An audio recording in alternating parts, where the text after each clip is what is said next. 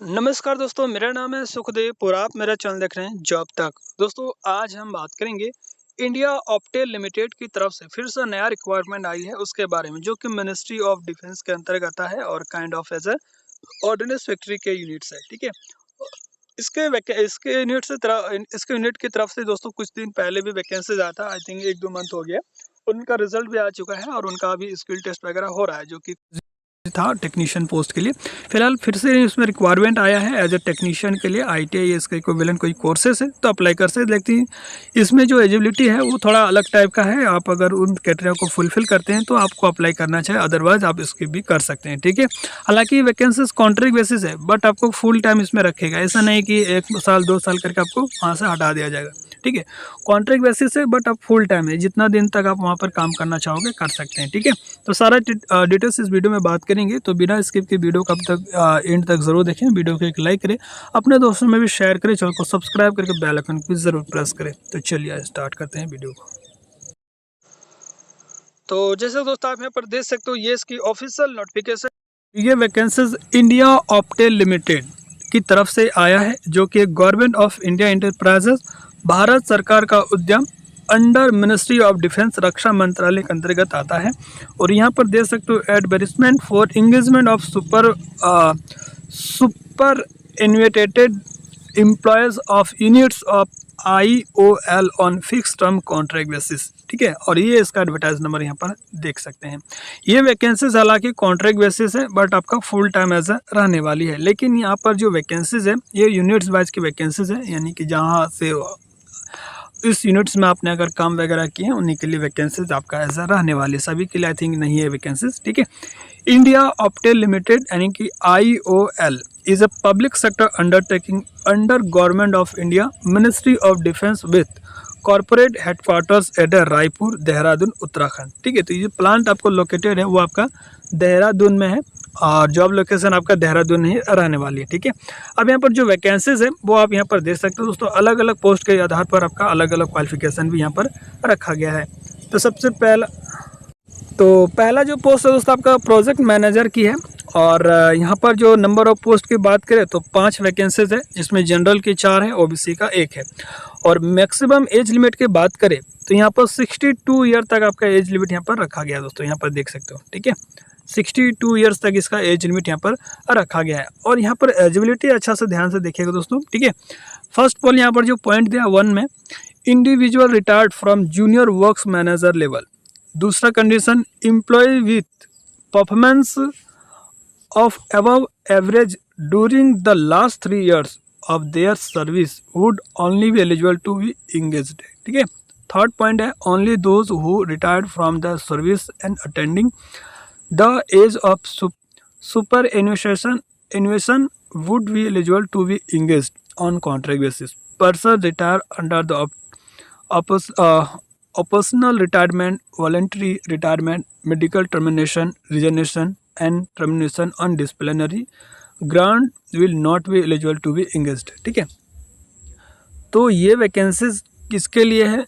जो junior level का इस डिपार्टमेंट से रिलेटेड आपने अगर काम किया है तो ही आप इसके लिए अप्लाई कर सकते हैं, या आपने कम से कम 3 साल का जो है अच्छा परफॉर्मेंस दिए हैं आप रिलेटेड डिपार्टमेंट में तो ही अप्लाई कर सकते हैं। जो पर्सन रिज़ाइन दे दिए हैं, टर्मिनेशन किया गया हो या मेडिकल टर्मिनेशन से रिलेटेड कुछ भी हो, वॉलंटियर रिटायरमेंट, वैसे कैंडिडेट इसमें एलिजिबल नहीं होंगे। ठीक है, अब यहाँ पर बेसिक क्वालिफिकेशन और एक्सपीरियंस की बात करें तो मिनिमम ITI या इसको इक्विवेलेंट कोर्सेज मांगा है। और ITI या इक्विवेलेंट कोई कोर्सेज किया जैसे आपका मैकेनिकल, इलेक्ट्रॉनिक्स, इलेक्ट्रिकल रिलेटेड, और कम से कम 1 साल का आपका JWMM लेवल में IOCL यूनिट में काम किया है तो अप्लाई कर सकते हैं। दूसरा चीज़ यहाँ पर देख सकते हो दोस्तों, रिक्वायरमेंट और जॉब डिस्क्रिप्शन की बात करें तो एनेक्सर B, और ये फिक्स टर्म कॉन्ट्रैक्ट बेसिस है, लेकिन जॉब आपका फुल टाइम रहेगा। ठीक है, अब यहाँ पर सैलरी वगैरह की बात करें तो जो रिटायरमेंट के टाइम आपको जो सैलरी वगैरह दिया है वही आपका सैलरी यहाँ पर रहने वाली है। ठीक है, प्लेस ऑफ पोस्टिंग के बात करें तो इनके यूनिट्स में ही आपका जॉब रहेगा, देहरादून वगैरह में। ठीक है, दूसरा जो वैकेंसीज है वो आपका प्रोजेक्ट सुपरवाइज़र की वैकेंसीज है, और इसमें 5 वैकेंसीज है, और इसमें भी 62 ईयर्स आपका एलिजिबल जो है एज रखा गया है। और बाकी यहाँ पर जो एलिजिबिलिटी है वो आपका सेम ही है। ठीक है, और इसमें भी ITI मांगा है, इलेक्ट्रिकल, मैकेनिकल और इलेक्ट्रॉनिक्स से, ठीक है। और ये भी आपका फिक्स टर्म कॉन्ट्रैक्ट बेसिस है और फुल टाइम जॉब रहेगा, ठीक है। नेक्स्ट वैकेंसीज आपका प्रोजेक्ट मैनेजर की, और इसमें प्रोजेक्ट मैनेजर में टोटल 15 सीटें हैं। 8 आपका जनरल की है, SC की 2 है, ST की 1 है, OBC की 3 है, EWS की 1 वैकेंसीज है, ठीक है। और यहाँ पर एलिजिबिलिटी की बात करें तो individual retired from master craftsman MCM level में आपने कहीं जॉब वगैरह किए हैं और वहाँ से रिटायर हुए तो ये अप्लाई कर सकते हैं, ठीक है। उसके बाद दोस्तों यहाँ पर बेसिक क्वालिफिकेशन ITI मांगा है, fitter electronics, fitter mechanical, fitter electrical, fitter instrument वगैरह से, ठीक है। और या आपने कहीं 2 साल IOL यूनिट में यानी कि इंडियन ऑप्टेल लिमिटेड में 2 साल MCM लेवल में काम किए हैं, अप्लाई कर सकते हैं, ठीक है। उसके बाद जो दोस्तों यहाँ पर और भी जो है core operational area requirement related यहाँ पर दिया गया है। तो आपका अगर सिलेक्शन वगैरह हो जाता है तो आपका क्या क्या जॉब रहेगा और किस डिपार्टमेंट में जॉब रहेगा, क्या क्या आपको वर्क प्रोफाइल रहेगा, ये सारा डिटेल्स यहाँ पर देखने को मिलेगा दोस्तों, ठीक है। सैलरी वगैरह दोस्तों जैसा आपका रिटायरमेंट के टाइम में जो सैलरी है था वही सैलरी आपको मिलेगा, ठीक है। ट्रांसपोर्टेशन अलाउंस वगैरह मिलेगा, ठीक है। TA DA वगैरह ऑफिस टूर वगैरह में जाते हैं तो मिलेगा। लीव वगैरह आपको रहेगा दोस्तों 28 लीव रहेगा और हर मंथ आपका 1.5 लीव रहेगा, ठीक है। टर्म एंड एंगेजमेंट की बात करें तो यहाँ पर जो कॉन्ट्रैक्ट वगैरह जॉब है, ठीक है, जितना दिन तक आप चाहें यहाँ पर जॉब ऐसा कर सकते हैं। हालांकि आपका 5 साल यहाँ से पीरियड रखा है बट फुल टाइम आप यहाँ पर कर सकते हैं, ठीक है। या प्रोजेक्ट जितना दिन तक चलेगा आपको रखेंगे, ठीक है। और उसके बाद दोस्तों क्या क्या डॉक्यूमेंट्स यहाँ पर आपको डिस्क्वालिफिकेशन सिलेक्शन प्रोसेस क्या क्या रहेगा यहाँ पर डिटेल्स यहाँ पर दिया गया है। अब बात करते हैं दोस्तों इस फॉर्म को अप्लाई कैसे करना है। तो ये जो फॉर्म है दोस्तों ऑफलाइन के माध्यम से अप्लाई करना है, जो कि इसकी ऑफिशियल वेबसाइट पर मिल जाएगा। हालांकि मैं आपको टेलीग्राम पे भी दे दूंगा इसका PDF, ठीक है। आप वहाँ से भी, वेबसाइट का भी लिंक आपको वीडियो के डिस्क्रिप्शन में दे दूँगा, आप वहाँ से भी डाउनलोड कर सकते हैं। फॉर्म डाउनलोड करने के बाद दोस्तों सारी चीज़ें फिल करके आपको इस एड्रेस में भेजना पड़ेगा, ठीक है। हालांकि मैं आपको अभी दिखाऊंगा कैसा फॉर्म है इसका, ठीक है।